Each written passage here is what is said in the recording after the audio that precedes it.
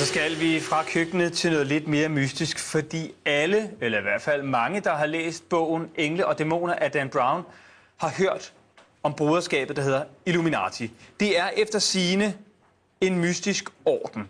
En orden, hvis medlemmer jo for det første, Ibi, tilhører toppen af kranskagen, altså toppen af de sociale lag i samfundet, ikke? Jo. Og så styrer de efter sigende hele verden. Altså det skulle være en hemmelig loge, hvor folk de trækker i tråden over hele verden. Bogen den er fiktion, men den her orden den er faktisk virkelig, ikke? Ja, eller er den? Altså det er jo det, der er spørgsmålet. Det er der ikke rigtig nogen, der ved. Altså man ved, der er noget, der hed Illuminati. Det blev grundlagt for flere hundrede år siden, ja. Men man ved ikke det her med, om det rent faktisk er dem, der sidder over Obama og over Helle Thorning og alle de der andre, og i virkeligheden styrer samfundet. Nej, lige præcis. Men det, der jo er interessant ved det her, det er, at det er som om, at R&B og popbranchen nu er blevet infiltreret af Illuminati. Ja, man ser de her håndtegn blive smidt op meget ofte efterhånden. Måske kan man lige starte med at se det altseende øje. Prøv at se her. Det her, det er Illuminatis logo. Og en, der er begyndt at bruge lige præcis det her tegn hæftigt, det er Lady Gaga. Prøv lige at se her. Prøv at se, det er jo, altså det man mener. Altså, man mener det der, hun omkranser sit øje med sin hånd, ikke? Og det her, det skulle efter sigende være tegnet på det altseende øje, ikke? Lige præcis. Og hun bliver jo fulgt op af Jessie J og Beyoncé, som er to sangere.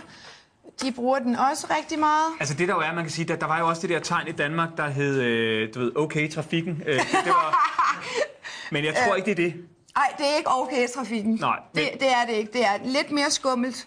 Det har jo skabt en del, og det er ikke noget, vi står og finder på det her. Det har faktisk skabt en del spekulationer om, hvorvidt de her indflydelsesrige musikere rent faktisk er blevet en del af det her Illuminati-fællesskab. Og det udbygges yderligere, fordi et andet tegn, som Beyoncé bruger, det er det her. Prøv at se, hvad er det, hun laver der? Jamen, faktisk, hun er jo kærester, eller gift med Jay-Z. Ja. Og Jay-Z, han plejer at sige, throw those diamonds up. Ja. Og det er det, som er sådan lidt underligt ved det, fordi når han siger det, så tænker man, at det skal ligne en diamant. Men det ligner jo en trekant. Så det vi har nu, vi har først det alseende øje. Ja, vi har øjet. Ja, og så har vi så trekanten. Så har vi trekanten, som jo er pyramiden. Og hvad har vi så her? Så har vi Illuminatis logo, ikke? Jo, der er ikke nogen, der laver den der. Jeg tror ikke, der er nogen, der laver... Nej, det var bare for at sætte det sammen. Okay. Nå, det er det helt nye, så. Jay-Z, han er faktisk også sammen med Kanye West, som til sydenlande måske også er en del af det her. Prøv lige at se der. Ja. Men der ligner det mere diamanter, vil jeg sige. Der ligner det nemlig diamanter. Eller noget... Nej, det skal vi ikke komme ind på. Nej.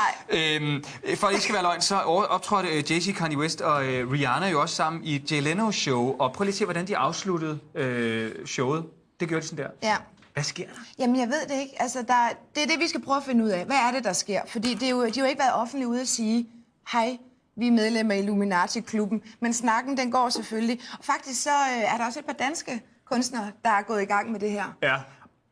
Vi har Casey. Og grund til, at vi lige tøver lidt der, det er fordi, man tænker, jo, altså, men der er sgu lidt langt fra verdensherredømme til Casey, hvis man skal være helt ærlig. Der kan man godt sige, det er måske der, bliver lidt Christian, at hvis Casey skulle være over Obama, og i virkeligheden sammen med Jay-Z, Rihanna, Beyoncé og Kanye styrer hele butikken. Jo, men det er jo noget med, at de kan jo være medlem af, der går og reklamerer.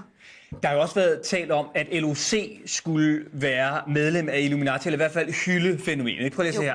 Fordi han har nemlig en tatovering.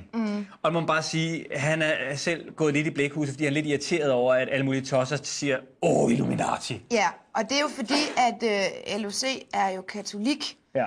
Og han, med den her tatovering, der mener han, at det er treenigheden.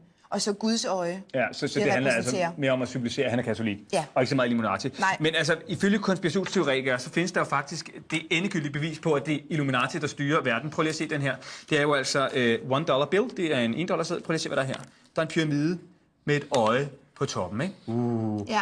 Er det her konspirationsteori, eller er det konspirationsteori? Ja, men det er jo det. Det er jo det, der er spørgsmålet. Og hvad er det egentlig for en orden? Hvor meget magt har de reelt? Og er Rihanna, Jay-Z og åbenbart også Casey medlemmer af Illuminati? Det finder vi ud af lige om lidt, ikke? Det gør vi nemlig.